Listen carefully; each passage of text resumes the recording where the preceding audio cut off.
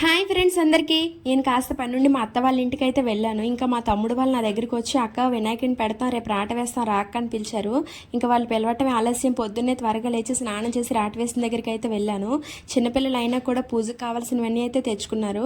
First time మా తమ్ముడు వాళ్ళు అయితే వినాయకుడిని తెస్తున్నారు. వినాయక చవితి వస్తుందంటే తన మన అని తేడా లేకుండా అందరూ చాలా బాగా ఎంజాయ్ చేస్తారు కదా.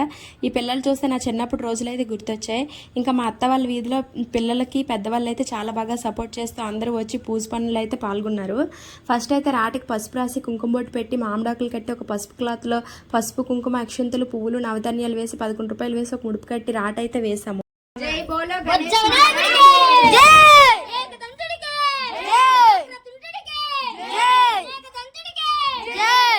రాట వేసిన తర్వాత పసుపు గణపతిని చేసి దీపారాధన చేసి వినాయకుని తెస్తున్న పిల్లలతో కొబ్బరికాయ కొట్టించి ఫైనల్గా హారతి ఇచ్చి పూజ అయితే కంప్లీట్ చేసేసాం. వీడియో నచ్చితే లైక్ షేర్ సబ్స్క్రైబ్ అబ్బా. Thank you for watching my channel. Bye bye.